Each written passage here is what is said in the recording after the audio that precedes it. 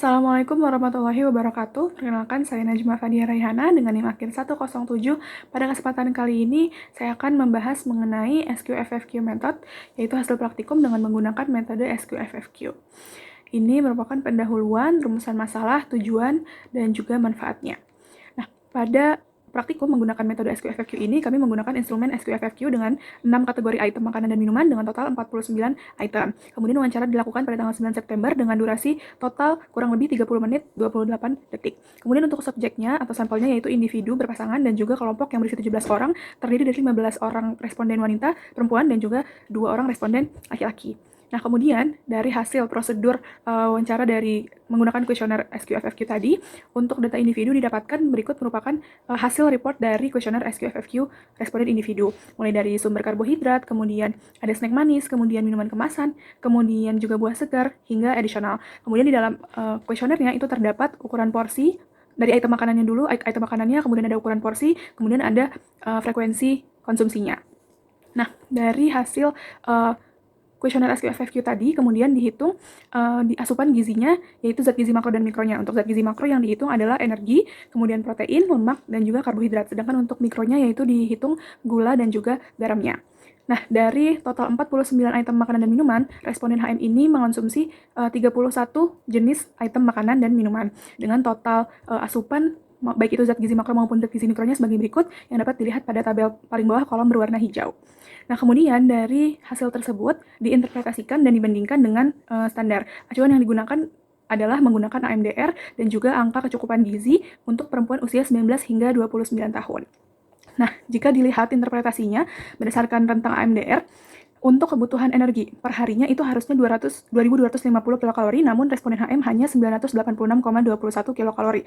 Yang ini menginterpretasikan bahwa asupan energi responden HM itu belum mencukupi. Kemudian untuk proteinnya juga responden HM masih berada di angka 21,017, yang mana ini masih di bawah dari batas paling bawah rentang AMDR. Kemudian di lemaknya juga masih tidak memenuhi karena hanya berada di angka 17,113, kemudian di karbohidratnya juga belum memenuhi karena hanya ada di angka 168,52. Itu untuk zat gizi makronya. Sedangkan untuk zat gizi mikronya dibandingkan dengan standar yang diberikan oleh Kementerian Kesehatan. Nah, untuk gula seharusnya 50 gram, namun responden HM mencapai 61,32 gram, yang mana ini melebihi dari batas yang dianjurkan oleh Kemenkes. Kemudian untuk garamnya, itu responden HM hanya ada di angka 791,05 mg, di mana ini masih di bawah dari batas anjuran Kemenkes yaitu 2000 mg, berarti diinterpretasikan bahwa asupan garamnya masih normal. Nah, jika dilihat dari hasil perhitungan, responden HM ini menunjukkan ketidakseimbangan antara asupan zat gizi makro dan mikronya. Jadi ada kondisi rendah energi, namun asupan gulanya itu justru tinggi. Nah, kondisi rendahnya energi namun tingginya konsumsi gula ini itu dapat menandakan adanya kebiasaan memilih pangan yang lebih manis dan ringan porsinya. Hal ini tuh mungkin terjadi karena kebiasaan ngemil produk manis sebagai pengganti makan utama atau karena keterbatasan waktu yang membuat pilihan pangan itu nggak berfokus pada energi yang lebih padat. Nah, konsekuensinya kebutuhan energi hariannya akhirnya tidak terpenuhi meskipun asupan gulanya sudah melampaui dari rekomendasi. Nah, jika pola ini berlangsung dalam jangka panjang, maka akan ada banyak resiko-resiko dan juga dampak-dampak negatif lainnya. Nah, selanjutnya dilakukan juga analisis untuk data kelompok. Ini merupakan hasil analisis dari asupan harian yang didapatkan dari sama-sama lagi-lagi kuesioner SQFFQ, namun ini sudah diinterpretasikan, sudah dihitung berdasarkan zat gizi makro dan juga mikronya. Untuk rata-rata asupan harian responden perempuan, ini dapat kita lihat pada kolom berwarna merah muda di paling bawah sini, sedangkan ini merupakan hasil dari asupan harian untuk responden laki-laki dengan rata-rata yang bisa kita lihat pada kolom berwarna biru muda. Nah, kemudian sama nantinya ini hasil asupan tersebut akan kita bandingkan dengan AMDR untuk zat gizi makronya. Nah, untuk responden perempuan itu dapat dilihat energinya hanya mencapai 1.481 kilokalori, artinya belum mencukupi. Untuk protein juga masih ada di angka 31,8, yang artinya ini masih di bawah rentangnya, di bawah batas bawahnya. Kemudian untuk lemak dan karbohidrat juga ada di interpretasi yang sama, yakni ada di bawah batas paling bawahnya. Nah, sedangkan untuk zat gizi makro responden laki-laki yang dibandingkan berdasarkan standar AMDR, itu ternyata untuk asupan energinya masih belum mencukupi, kemudian protein dan lemaknya juga belum mencukupi, namun untuk karbohidrat ternyata telah mencukupi.